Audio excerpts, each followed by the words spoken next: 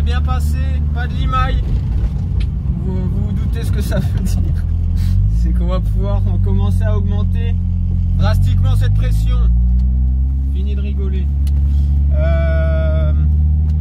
On va faire, le rupteur est à 6005 je crois.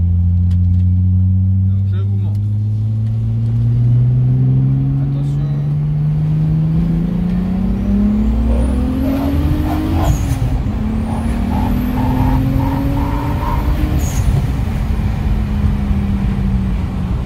Bonjour. 0,90 bar. Peut-être que avec la fenêtre on ne va rien entendre. Ah bah si on Je sais l'entend. pas. Donc là on n'a même pas pris un bar. Sachant qu'avec Et, cette décompression on ira sûrement un peu plus haut. Je vous en refais une.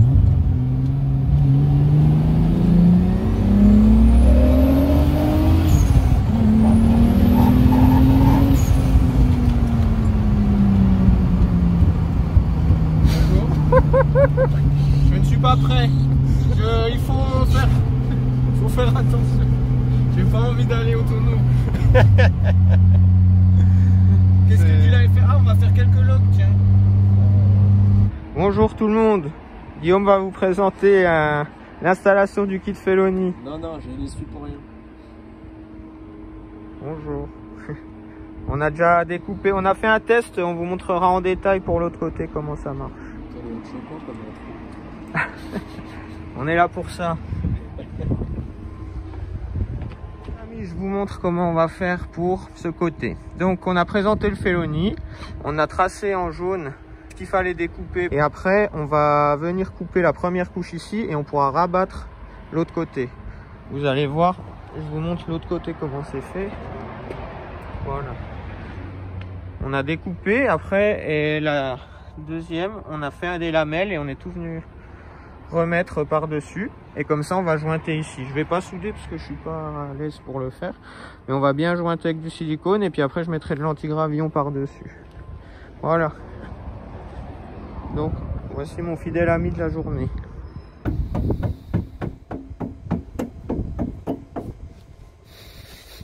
Regardez ça, venez rabattre toute cette petite, la deuxième couche sur la première. C'est aussi simple que ça.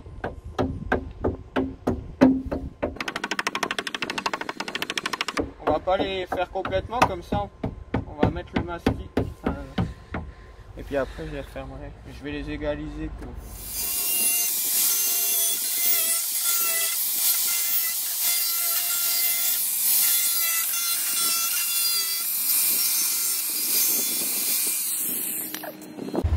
Laissez-moi vous présenter Thomas, ancien carreleur de métier, qui est maintenant carrossier. Non mais ça peut paraître... on peut avoir l'impression que je sais pas ce que je fais, mais c'est fou. Vous allez voir, là, le but c'est d'en mettre beaucoup. Et après on va revenir replier pour que ça vienne bien à l'intérieur. Pourquoi on met ça, Thomas? Pour faire l'étanchéité en fait. Pour éviter les infiltrations d'eau. Parce que vous douterez que ça va faire guise de passage de roue également. Et après on va lisser. Est-ce que tu as des conseils à donner à des jeunes carrossiers qui se lancent dans le métier? Croyez en vos rêves. Croyez en vos rêves, c'est le plus important. Et un jour, vous deviendrez peut-être comme moi. L'important c'est d'y croire. Après on s'en fout de ce que les autres disent. Vous allez voir, là on croit que c'est moche, mais quand on aura mis le Feloni, on ne verra plus. Pour ça qu'on s'en fout. C'est quand même sympa. Bon après oui. Il y en a qui font ça avec du blackson directement, mais nous on va faire les deux. Non seulement là on jointe, et en plus demain il y aura du blackson. Donc que demande le peuple? Excellent. Que demande le peuple, Guillaume? Regardez.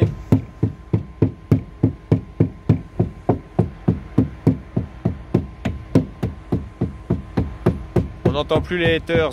Alors ça.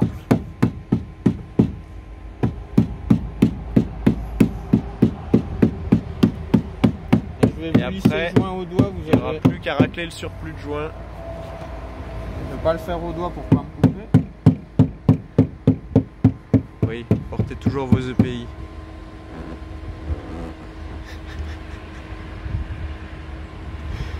C'est marrant. Quand j'étais en classe avec Pininfarina, des fois on se donnait quelques petits conseils et ça c'est de lui que je le tiens. Tout le reste, ce que lui fait, c'est de moi qui le tiens. On dirait une parodie des vidéos de carrosserie de Smell Like Gasoline parce que lui il fait des trucs nickel. En plus, ça lui a appartenu la bagnole. Bah oui, c'est pour ça. Non, mais c'est bien, hein, c'est bien. Amusez-vous, c'est le plus important. Donc là, il y a le joint.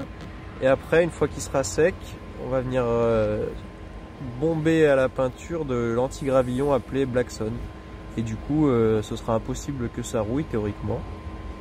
Et en plus, ce sera étanche à l'eau pour pas que la rouille s'infiltre entre les deux épaisseurs de l'aile.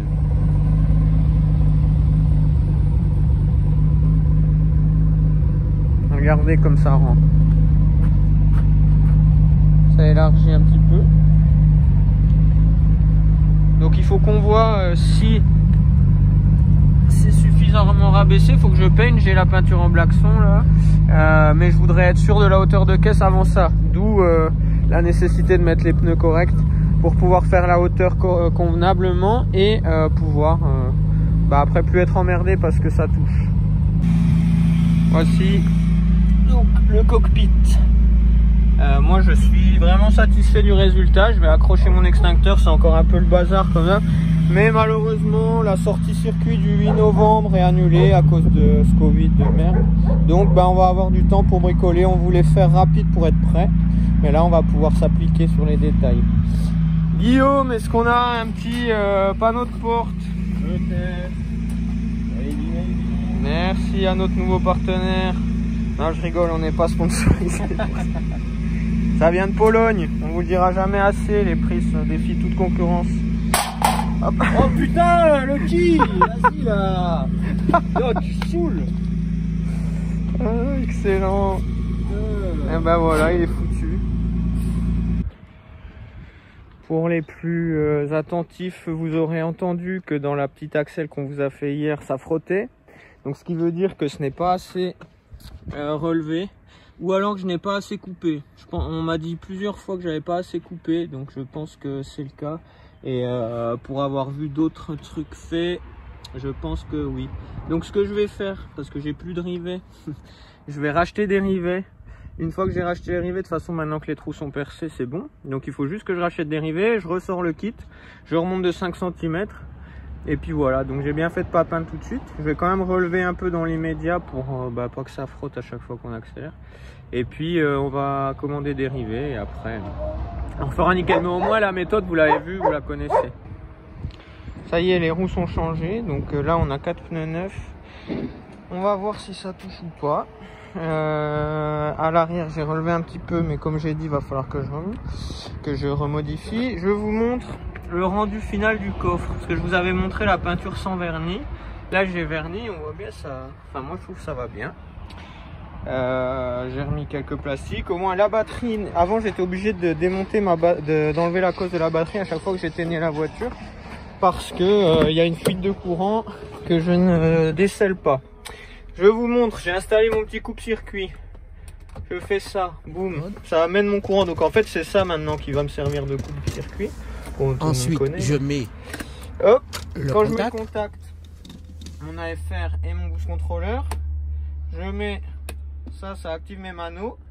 J'ai laissé le rétroéclairage permanent et la pompe à essence. Et j'appuie sur le bouton rouge. Oui. Ah, c'est. Et là, du coup, ça ne laisse pas indifférent. On a fait la vidange, on a mis la 1060. Donc la pression est un peu plus importante à froid.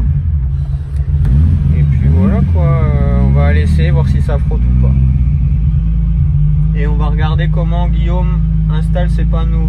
Parce que j'ai les mêmes, hein. J'ai reçu les mêmes, en plus les miens. Ben voilà. Et voilà pourquoi il fallait que j'en ai. Donc on va regarder ça.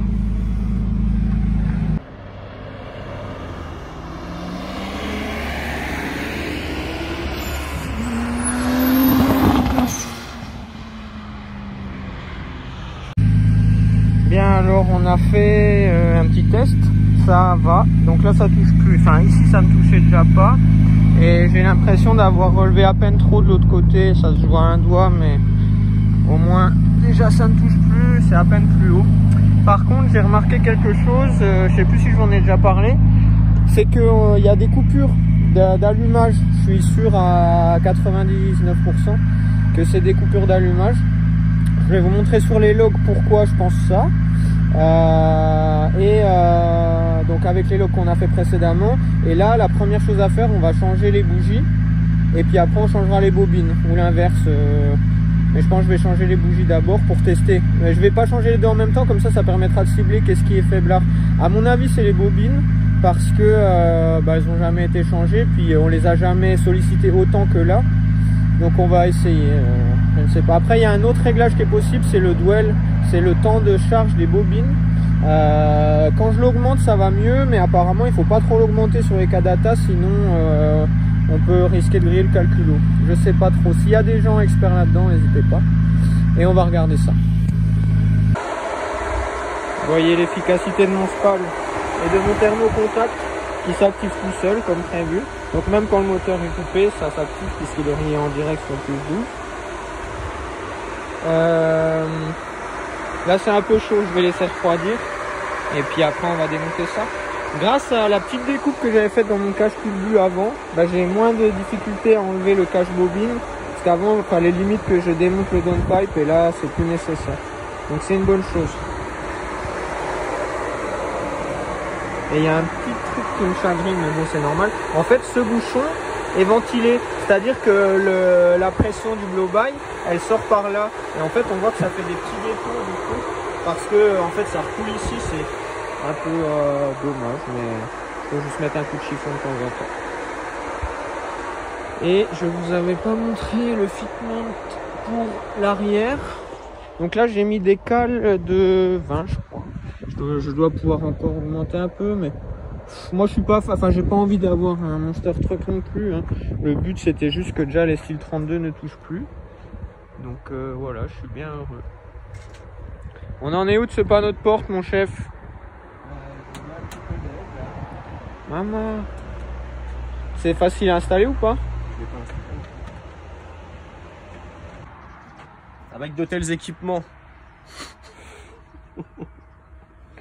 Regardez cette beauté.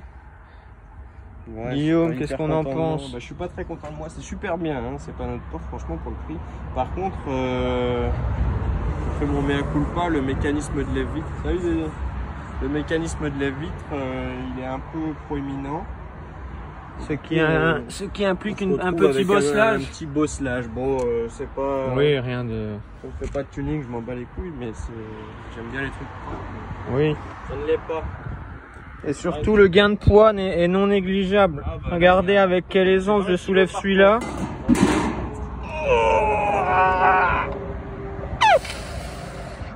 Regarde ça, il n'y a pas beaucoup de gens comme ça. Maman. Les gilets de sauvetage BMW. C'est quand tu vas en mer? Oui. Mes années bagarres. Bon, ça a surtout été à la marine marchande, hein, quand j'étais là avec mes potes. Et... Bon, bah voilà, ça fait un peu de tuning. Ah, bah ça fait même sauter ça. Eh ben, la course au poids n'est jamais terminée avec Guillaume. Bon, j'ai enlevé ma plaque, je suis en train de démonter mes bobines. Je suis obligé de démonter le blow-by parce que ça gêne un petit peu. Enfin, donc c'est pas une opération anodine, mine de rien. Ça se fait en un quart d'heure, 20 minutes, mais c'est chaud là. Donc je me brûle, c'est pour ça que je prends mon temps. On voit que déjà c'est pas les mêmes bobines, j'en ai 3 et 3, c'est pas l'idéal. Je vais déjà regarder la tête de mes bougies, changer les 6 et puis après on verra si ça change quelque chose et sinon je change les bobines dans la foulée. Changement de plan, les bougies que j'ai reçues sont pas les bonnes. Je sais pas ce qui s'est passé, soit j'ai commandé les mauvaises, soit il y a une erreur.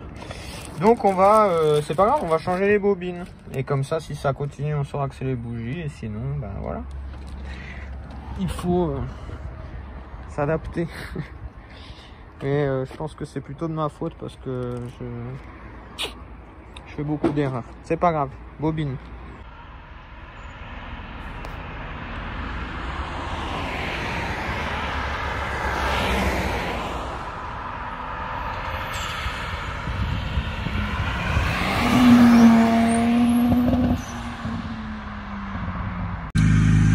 Comme vous avez pu le voir, en fait, là, les bobines n'ont rien changé au problème. Déjà une cause éliminée. Je vais essayer de me renseigner un peu plus sur le dwell des bobines, voir jusqu'où je peux aller, si c'est ça qui solutionne ou pas. Parce que au début, ça me le faisait beaucoup plus. Et là, c'est vraiment à forte charge. Bon, ça commence quand même à être plaisant, mais voilà, il y a encore... c'est normal, ça fait partie du processus de fiabilisation. Donc on a le temps de le régler, donc on va prendre le temps, et puis c'est ça qui est marrant. Donc voilà, vous avez de quoi faire pour aujourd'hui. Je vous montre un dernier aperçu des panneaux de porte. Ah oui, Guillaume a monté le deuxième côté.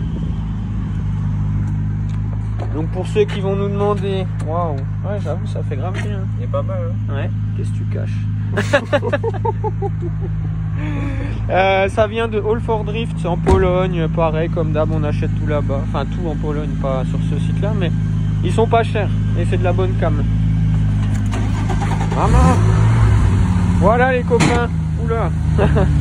Bon allez, on se voit dans un prochain épisode. Bon courage pour ce confinement à tous et abonnez-vous, vous aurez du contenu qui vous divertira pendant ce confinement. Et à bientôt les copains, ciao. Qu'est-ce qui se passe? C'est mal ajusté, voilà ce qui se passe. Bravo Guillaume.